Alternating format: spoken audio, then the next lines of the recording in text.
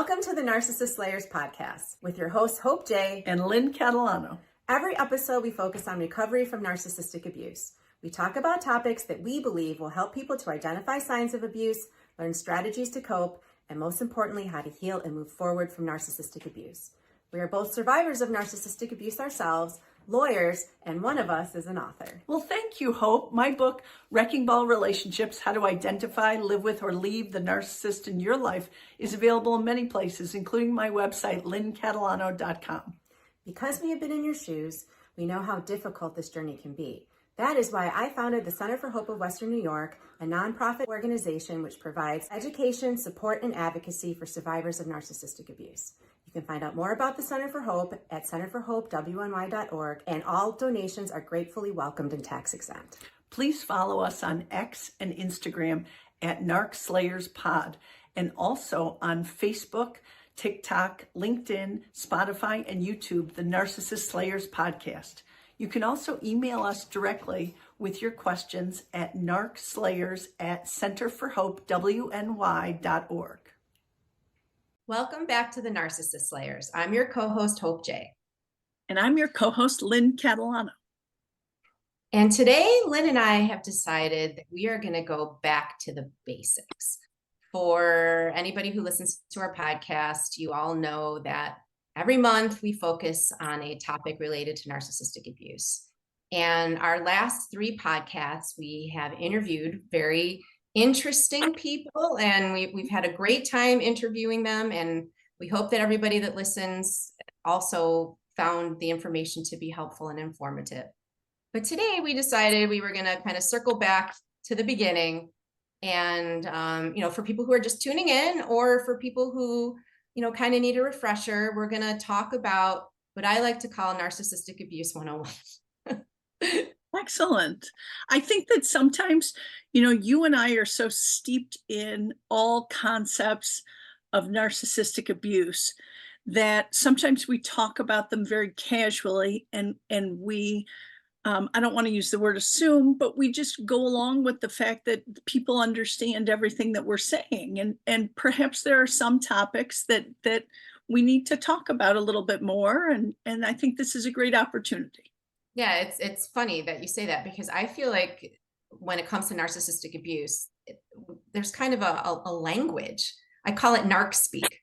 Yes. I don't know. And there's terminology, and we throw it around, like you said. And if you're in this field, or, you work with survivors, or, you're somebody who talks about narcissism and narcissistic abuse, it rolls off your tongue.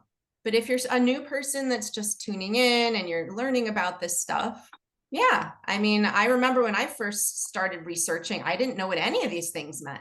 And every time that I would learn a new term, it was like a light bulb would go off over my head. And I would be like, oh my God, that's what it was. That's what he's doing. And every time I learned something new, then it was like, it helped me to understand what was happening to me. And it gave me context, and it made me feel like, okay, now I have a better grasp of what's happening, because there's a word for it. Yes, right? You hit it right on the head, because I felt the same way. I didn't know the terms. None of us know the terms when we're in the midst of this type of abusive relationship. But when we learn them, it gives us clarity and validation as to what we experienced. Like, oh my God, there's a name for this because other people have experienced it too. Exactly. And honestly, that's why, at the Center for Hope of Western New York, if you go to our website, centerforhopewny.org, there's a glossary of terms. And I pulled those together for people who, were just starting out on this journey, or for, people who are just looking for information. And I pulled together as many terms as I could think of, to help people to learn about narcissistic abuse. So we're going to kind of go through some of those terms today, and talk about the definitions of what they mean, and maybe give 1 or 2 examples for, how it would play out in real life. So we hope that this will be helpful. I just want to add one thing. I thought so much of the glossary that's on the Center for Hope Western New York website that I included it in my book. Oh, right, that's right. Thank Yes. you. Oh, Yeah, yeah. that took me a long time. I Yep. spent weeks researching. Yeah, and I wanted to make sure that I had it right. So, Yes. um, okay, so I think that we have a little list here, and we'll just kind of go through as much as we can. So we're going to start with gaslighting. I mean, obviously, gaslighting is part of the vernacular these days. I mean, everyone throws the term gaslighting around, and that's good because it's becoming more known, right? It's becoming something that people talk about, and that's great. But I'm going to give you the definition of gaslighting. It's a form of psychological manipulation in which a person covertly sows seeds of doubt, evoking in them cognitive dissonance and other changes such as low self-esteem.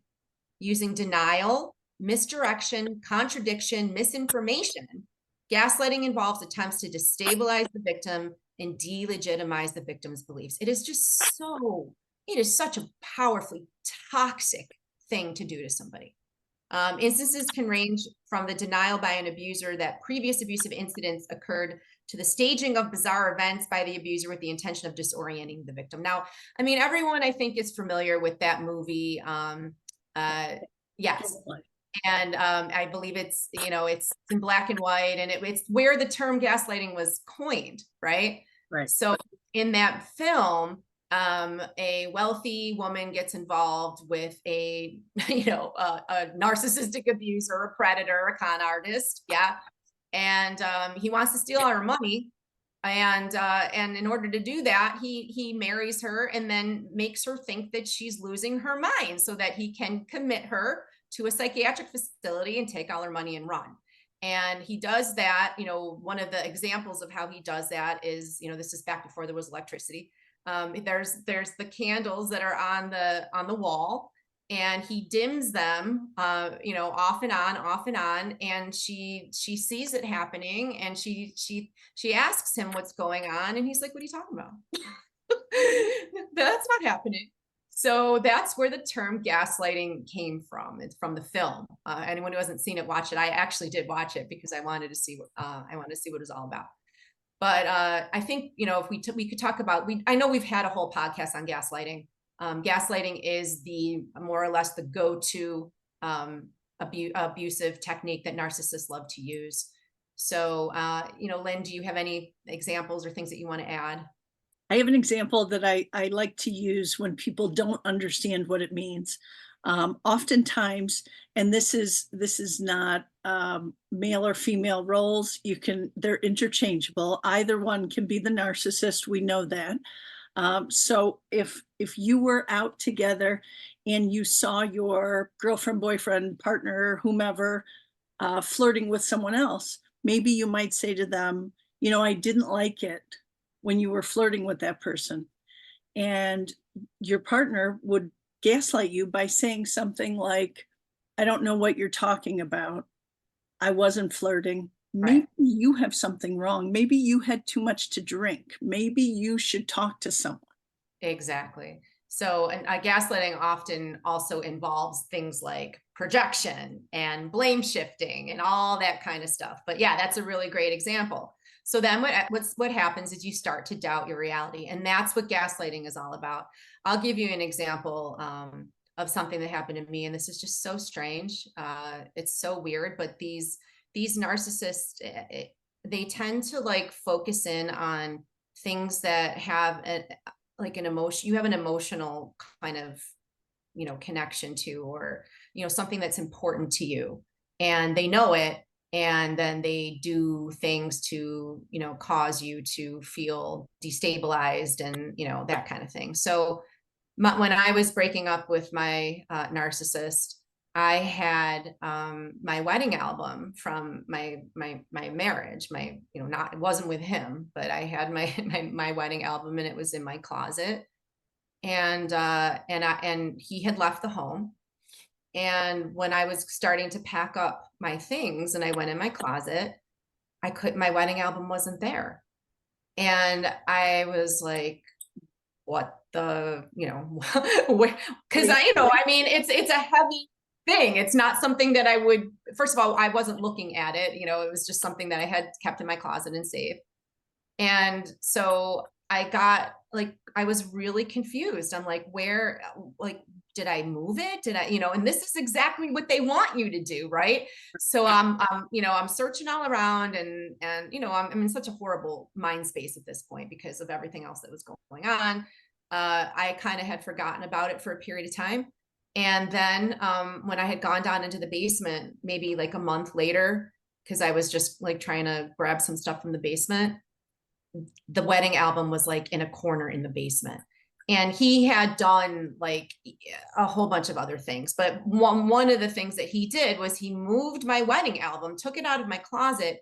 He must have had it for a while, right? And then put it in the basement. One, probably so I would never find it again, right? And two, you know, and so it's like, so it's such weird stuff. Like they'll take your house keys, right? And they'll move them and they'll put them somewhere else so you can't find your keys. You know, it's again, it's all about power and control. Yep. But what they're trying to do is, you know, make you essentially think you're crazy. Yep. And mind games. Yeah. Absolutely. Mind games. Yeah. And when you're in the thick of it, because all of the other things that are happening, you know, all of the other abusive tactics that they're using on you, and you know, they're sprinkling it with all this gaslighting stuff, you do start to think that you are crazy. I mean, that's the hardest thing for people to understand who have not been in a relationship like this is, you know, I'm a pretty sane, rational person, but after, you know, having been subjected to that for such a long period of time, at the end of that relationship, I was questioning my own sanity. Well, they plant the seeds of doubt, right? And then you're left to your own pondering, like, did this happen? Was that, did I do that? What happened? Right. So awful, just awful.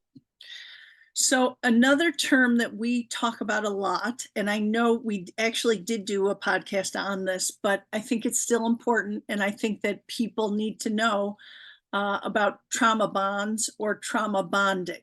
Mm-hmm. I once had a client tell me what they thought was the definition, and I'm not going to share it here because it was very wrong. Mm-hmm. But it's interesting to me how people kind of put it together. People don't understand what it is. So yeah, I think we should just read the definition. Yeah. So according to our glossary from the Center for Hope, WNY.org, trauma bonding refers to a state of being emotionally attached, not to a kind friend or family member, but to an abuser. It is a negative form of bonding as it keeps you loyal to a destructive situation. The abuser uses cycles of abuse and then some form of reward to keep you trapped psychologically and emotionally. Some signs of trauma bonding are you feel stuck and powerless in the relationship, but try to make the best of it. Deep down, there are moments you don't even know if you like or trust the other person, but you can't leave. You've tried to leave, but you feel physically ill if you do, or like you will die or your life will be destroyed. The other person constantly lets you down, but you still believe their promises. This is funny because in your definition, it says it may also be referred to as Stockholm Syndrome.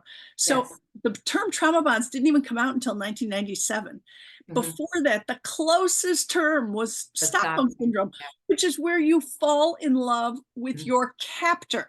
Yes. So that's got to give you a little insight as to how serious this trauma bond is. Yes. It's a form of attachment that a victim feels for their abuser. Yes. Yeah, it is. So the thing that, you know, I try, because, you know, people who are trauma bonded, they don't understand that they're trauma bonded. I did not understand that I was trauma bonded. What I thought I was feeling, all that stuff that you just described, okay, all of it, including feeling like I would die without him, because I did. I felt all of that. I thought that was love. And it's so sad. It's so sad that, you know, that was my, that I deduced somehow, right, my own, you know, trauma, childhood trauma. I think a lot of it has to do with, these crazy expectations that are placed on little girls and women is that we should suffer for love. I can't tell you how many books portray that, films portray Fairy that, tales. you Yeah. know, so I think that we believe that, love is pain. Yeah. And, when you're really in love, that, the pain that you feel is part of that, that sort of idyllic sort of version of romantic love. And I am here to tell you, It's absolutely not. And it and took me my whole life to learn that and to Mm. learn to discern that the difference between a trauma bond and love. I mean, we hear these things about love is supposed to feel safe and it's supposed to be stable. And when you have been with a narcissistic abuser and you have suffered childhood trauma, all you're used to is the roller coaster that you've been on your entire life. So Yep. this feels normal to you. This Yep. feels, the intermittent reinforcement that you're getting in this relationship feels normal to you. Right. The chasing and the reconciliation after the discard and all of the rages and the silent treatments that all factor into trauma bonds all feel normal to you. You Yep. don't recognize that these things are very toxic and wrong. Right? And it's interesting because you experienced a trauma bond in a romantic relationship. Yes. And here I was with my narcissistic father. And guess Yes. what? I was also trauma bonded. Yes. And that's the craziest part, is that people need to understand that this is not just about a romantic relationship. Oh, You could have no. any relationship with a narcissist and be trauma bonded. Well, but that's the thing, Lynn, though. You're absolutely right. Most of us, had experienced something like this in our childhood. We either had a narcissistic parent or a parent that was an addict or something that predisposed us to believing that being treated by a person that, was the sun and the moon and the stars to you and treats you in that fashion, that's love. And So the reason I think it's so difficult to break the trauma bond, and this is no judgment as to romantic relationships, I don't have experience in that with a narcissist, thank God. But yeah, you're very lucky. We've talked about this many times. Yeah. But with a narcissistic parent, I think even more so in the trauma bond is wrapped up with guilt and Yes. obligation and Yes. shame and All of it. embarrassment. All of And it. so that made it nearly impossible for me to say, okay, I don't want to have a relationship with my only father. Parent. Like, how? Exactly. Yeah. And I still find so many people affected by this today, Hope. I just developed a course, Trauma Bonds 101, exactly what we're talking about today, so people can break it and move on from this relationship. It's definitely a process. This is not something that you're going to hear this podcast and go, No. oh, you know what I mean? Right. It might It's a start marathon. the Yes. wheels turning. Yes. But you have to go to a skilled therapist and a skilled coach and both or whatever, and learn about, about your own childhood trauma and how, you got to work through that. It's a lot. It's a lot. But if anyone who's listening to that definition, that triggered something in you, like, oh my God, this sounds like me. This sounds like my relationship. I've always believed that this person's the love of my life. They're not. You're trauma bonded to that person. And the reason why it's so difficult to get out is because I always say, it's like, I think that the trauma bonds are like the strongest. It's just so difficult to break. Yes. So, okay. So number 3, okay. So number 3 is flying monkeys. And, we talk about flying monkeys a lot. I think, we drop it in conversation. That also is something that was coined from a film, The Wizard of Oz, if everybody remembers. I love the flying monkeys who did the bidding of the Wicked Witch of the West. Yes, that's what we're talking about here. The flying monkeys do the bidding of the narcissist. And I'll just read the definition. Individuals that a narcissist will recruit and then use to do their bidding, typically to isolate, alienate, and harass another person. This happens when a relationship with a narcissist comes to an end. The narcissist will tell anyone close to the couple, friends, family members, sometimes even the family members of the ex, typically false information that will turn them against the narcissist's ex-partner, or even result in the flying monkeys harassing the ex-partner, alienating or isolating the ex-partner, and leaving the ex-partner feeling lost, hurt, and in some cases traumatized. It is awful. Okay. It's part and parcel of the smear campaign, by the way, which is the next one. But the flying monkeys are, they help the narcissist to unravel to unroll the smear campaign against the victim. Yeah. Well, the problem is that, they usually are friends or family members. So if you're going through a divorce, and your friend, it says to you, someone that it doesn't matter how long you've known them, but particularly when they're couple friends, right? And they say to you, I'm sorry, I can't pick sides because I have to be Switzerland here. When you've been abused by somebody and they won't support you, that person is potentially a flying monkey. This is when you have to do the hard work of learning when to cut people off. Because if you allow these people in your life, if you continue to maintain contact with people that are reporting back to the narcissist and are kind of doing this thing where they're playing both sides and all of that, these are dangerous people. I have these conversations with my clients all the time because they'll be complaining about this one, that one, the other one.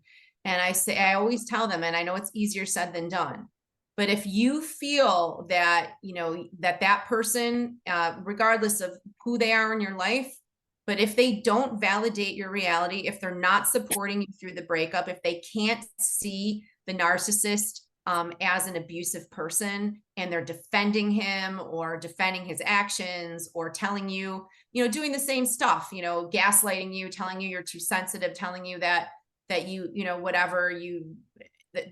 there's something wrong with you and you need to relax, you need to forgive them. Those are not healthy people for you. Right. My best advice to anyone when it comes to flying monkeys is cut them off. Once you realize that they are a flying monkey, they are not your friend. They just aren't. And it's very sad because people lose, they lose relationships. I lost a whole section of my family because it was my father's side of the family. They all believed that was just the way he was. Right. And so they literally cut me off, left me hanging. Yeah. And when he died, I heard from none of them. Yeah. So yeah, it's very telling. Very telling. So moving into the smear campaign. Yes. So this is what the flying monkeys deliver. And the smear campaign is exactly what it sounds like. It is a character assassination by the narcissist on you. It is exactly so that they can turn the tables and be the victim. It's about destroying your reputation. This is how they see it. So this is the definition. The narcissist scorched earth policy. I love those words, Hope. Leaving nothing but the burned wreckage of relationships and sometimes reputations. The smear campaign is born out of a combination of factors, including the need to be right, which they have all the time, and have his or her truth become the prevailing script, retaining status and standing, making sure that his or her inner hidden shame doesn't become public, director of impression management, right? And maintaining control of his or her image. It's about destroying you. Yes. And so, I know I suffered. I was a victim of the smear campaign. And it's funny because I still don't know exactly what he said or all the people that he told. But every once in a while, I encounter someone in my same small town where he lived. And I can tell something is off, like they are not happy to see me because they have heard something horrible about me that, of course, is not true, but it is what it is. Yeah. They typically do this in very embittered custody cases and divorces. They tend to, they're going to go. If you think that you know how low a narcissist can go, you don't.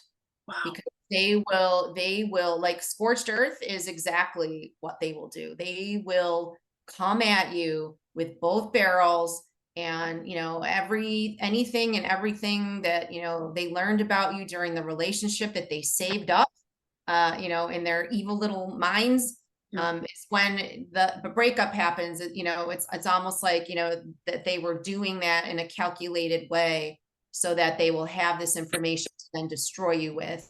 Wow. And, they talk about this. This is something I hear on the regular from my clients. He's threatening to destroy me. He's threatening to do, and all this, and it's what they do.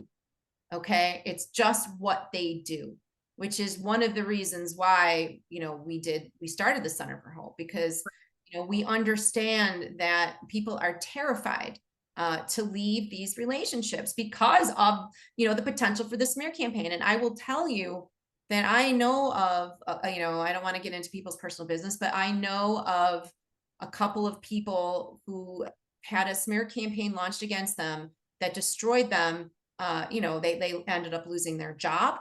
They ended up losing, and all of these things because of the narcissist, coming and doing all kinds of unethical and horrific things to somebody who didn't deserve it. And it's very, very difficult to dig out from under it once they launch these, nuclear missiles at your life.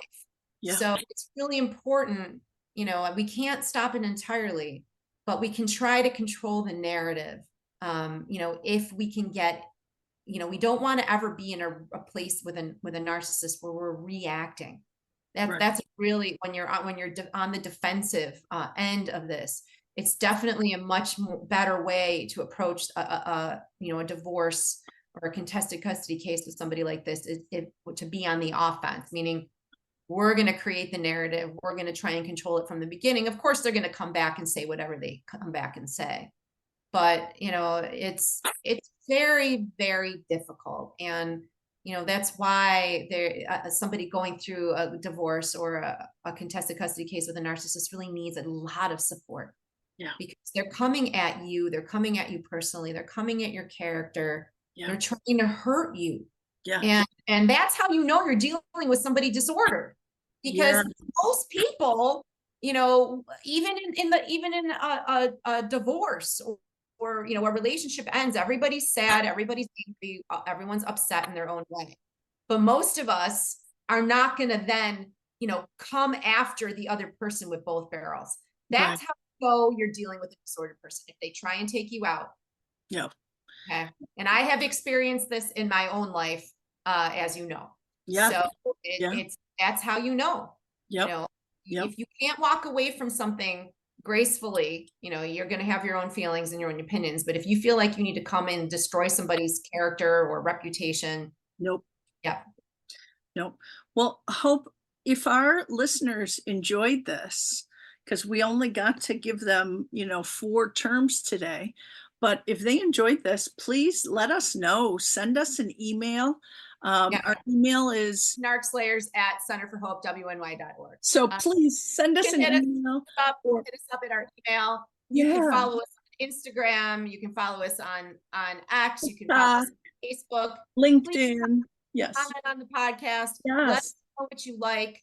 Let us know if you want more of this, because we can go on and on and on. And I know that it is helpful. I think there's like 30 terms. But I think this was a good introduction, and we can definitely do part 2 if people are interested. So thank you so much, and we will see you next time on the Narcissist Slayers.